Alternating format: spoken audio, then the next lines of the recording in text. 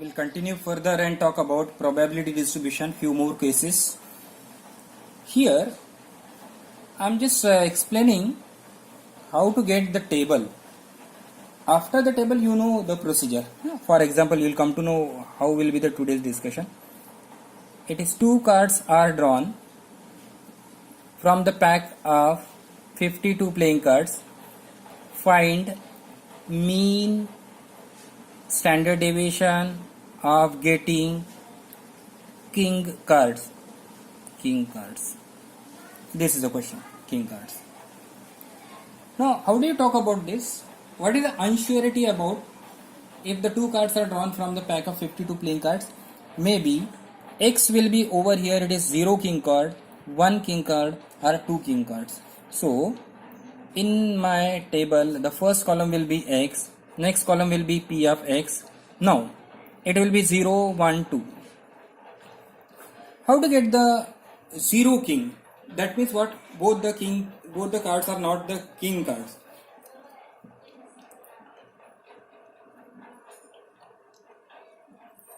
Are you getting how I have written? 48C2 upon 52C2. 1 king card means 1 from and 1 will be non-king upon it will be nothing but 52C2. 2 king card 4C2 upon 52C2.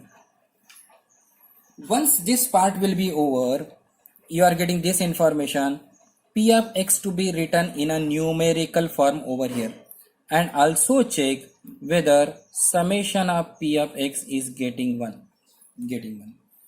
This is nothing but your table. Now miss, you are ready to go for the next step. What is the procedure for getting mean XPX? Get one more column XPX. E of X will be over here. Next column will be what? X square PX. I'm just leaving this question to you. It will be nothing but E of X square. How to get this information? XPX is nothing but the product of these two. And how to get this one? The product of P of X and X. If you multiply this, you will get this answer as X square PX. Are you following? XPX is nothing but the product of this. This product will give you this. And if you multiply X with this one, then you can get the answer as X square PX, this multiplication. So, most of the question which I am going to share with you to get the table. Okay, next, see the next question. See the next situation. A bag is there. In that bag, there are 6 red, 5 green and 4 white balls are there. Find mean. It can be mean, variance and standard deviation of getting green balls. When 3 balls are drawn at random. Whenever you are withdrawing 3 balls, capital X, 0 green, 1 green, 2 green and 3 green. This can be possible. Now, how to write the probability of X? P of X, how to write? How many balls are there total? Here it is 15 balls are there. Means denominator will be 15C3. This is fixed. It's not going to change. So, it is nothing but 15C3 in all the cases. 15C3, N of S. Now, numerator will change. Here I am talking about 0 green. 0 green means no green is coming. So, it will be 10C3. Are you following? Next, 1 green is there means what I should write? 5C1 into 10C2. Denominator will be fixed. Next case. Here from 5, 2 greens are here. 5C2 into 10C1. Here 5C3 divided. So you will be simplifying this and creating one more column over here, calling as P of X. What you are supposed to get? This sum total should be equal to 1. That is a confirmation. Then 2 more column. One is XPX. And 1 more column next to that is nothing but X square PX. This XPX will be giving you E of X. This X square is giving you, X square PX is giving you E of X square. Using these two values, you can find what is mean, variance and standard deviation. Just think about this situation. 2 dice are thrown. Find the probability distribution of getting the sum. This question can extend. Also find mean, variance and standard deviation. Can be possible. Now, whenever two dice are thrown, then the sum can be 2, sum can be 3, sum can be 4, sum can be 5, 6, 7, 8, 9, 10, 11, 12. Are you getting how I am writing this one? Now moving ahead, I should tell you P of x.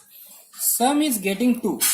Total number of the cases are nothing but 36 when two dice are thrown. Sum is getting 2 means 1 comma 1.